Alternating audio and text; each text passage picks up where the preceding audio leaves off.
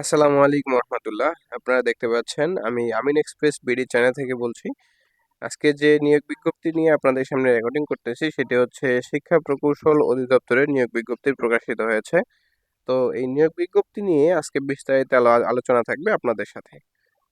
তো আমরা প্রথমে চলে যাচ্ছি নিয়োগ বিজ্ঞপ্তির আবেদন কিভাবে করতে হবে সেটা নিয়ে। তো আমরা এখানে দেখতে পাচ্ছি শিক্ষা প্রকৌশল অধিদপ্তর নিয়োগ বিজ্ঞপ্তি 2024। এটি আপনাকে আবেদন করতে হবে অবশ্যই অনলাইনের মাধ্যমে। এখানে যে আপনারা লিঙ্কটি দেখতে পাচ্ছেন এই লিঙ্কে ক্লিক করলে আপনারা কাঙ্ক্ষিত আবেদনের যে হোম পেজ রয়েছে বা ওয়েবসাইট রয়েছে টেলিটক কর্তৃপক্ষের, সেখানে আপনারা চলে যাবেন। তো এটা আবেদন অলরেডি শুরু হয়েছে 18 এপ্রিল সকাল 10টা থেকে এবং আবেদন চলবে 9 মে 2024, অর্থাৎ আগামীকালকেই শেষ হবে। 9 এপ্রিল এটা আবেদনটি শেষ হয়ে যাবে।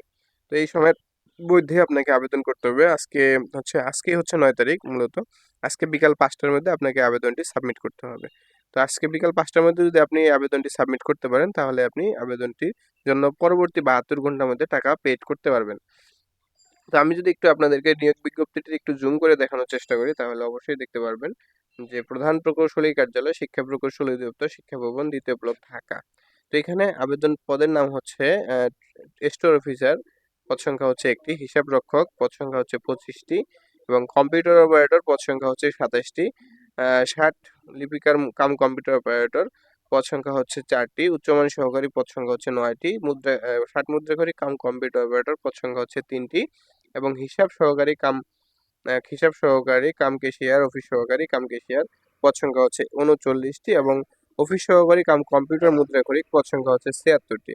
স্টোর কিপারে পদ সংখ্যা হচ্ছে একটি এবং ইলেকট্রিশিয়ানে পদ সংখ্যা হচ্ছে 2টি। মোট 187টি এখানে পদ রয়েছে। এখানে আবেদন করতে হলে আপনাকে 18 থেকে 30 বছরের মধ্যে হতে হবে এবং মুক্তিযোদ্ধা এবং প্রতিবন্ধীদের ক্ষেত্রে, মুক্তিযোদ্ধার সন্তান এবং প্রতিবন্ধী কোটায় যারা রয়েছেন তাদের ক্ষেত্রে বয়সসীমা 32 বছর পর্যন্ত। কিন্তু যারা মুক্তিযোদ্ধার নাতি কোটায় থাকবেন, নাতি অথবা নাতনি কোটায়, তাদের জন্য কিন্তু বয়সসীমা 30 বছর পর্যন্তই শিথিলযোগ্য।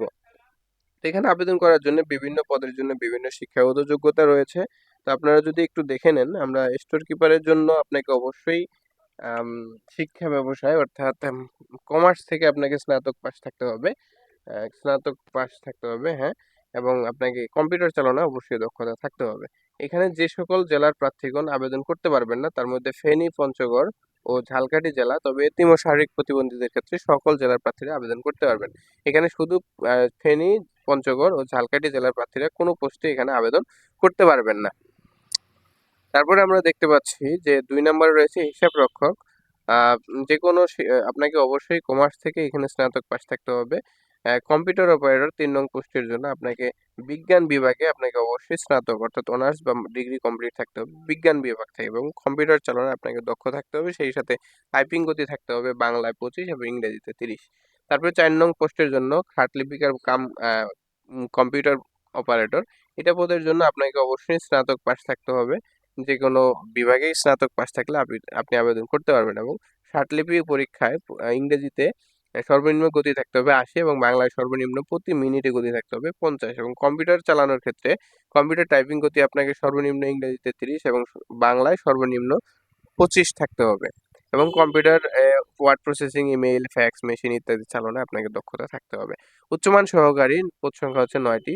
আপনাকে অবশ্যই এখানেও স্নাতক পাস থাকতে হবে, কম্পিউটার চালানোয় দক্ষ থাকতে হবে এবং বাংলা ইংরেজিতে টাইপিং গতি কম্পিউটারে যথাক্রমে বাংলায় 25, ইংরেজিতে 30 থাকতে হবে।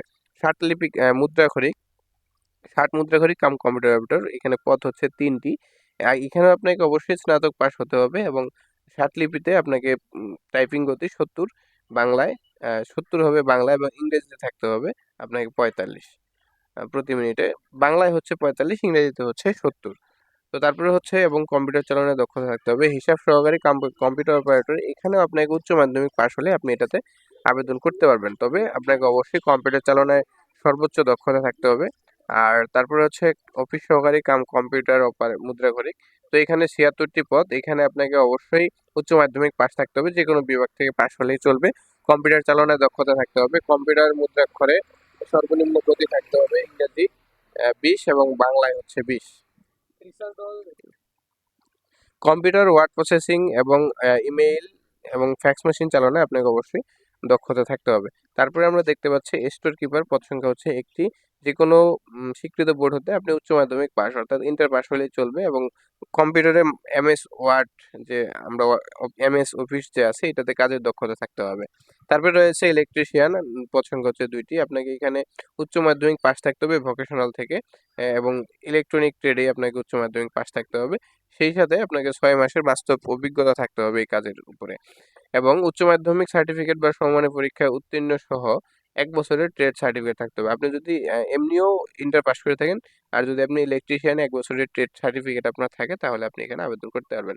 এবং ইলেকট্রিসিটি লাইসেন্সিং বোর্ডের বি কমপ্লিট সনদপ্রাপ্ত যারা, ইলেকট্রিসিটি লাইসেন্সিং বোর্ড একটা রয়েছে, সেইখানে বি গ্রেড সার্টিফিকেট যারা থাকবে তারা এখানে আবেদন করতে পারবেন। তো এই ছিল আজকের নিয়োগ বিজ্ঞপ্তি। এখানে আবেদন করার জন্য আপনাকে অবশ্যই টেলিটকের যে নির্ধারিত ওয়েবসাইট রয়েছে সেখান থেকে আবেদন করতে হবে। আর এটা আবেদনের শেষ ডেট হচ্ছে কিন্তু আজকে বিকাল 5টা পর্যন্ত। এর মধ্যে যারা আবেদন করবেন তারা এখানে আবেদন করতে পারবেন, নচেত এখানে আবেদন করার কোনো সুযোগ থাকবে না। তো এটাই ছিল আজকের ভিডিও। তো আপনারা অবশ্যই ভিডিওটি লাইক, কমেন্ট, শেয়ার করবেন।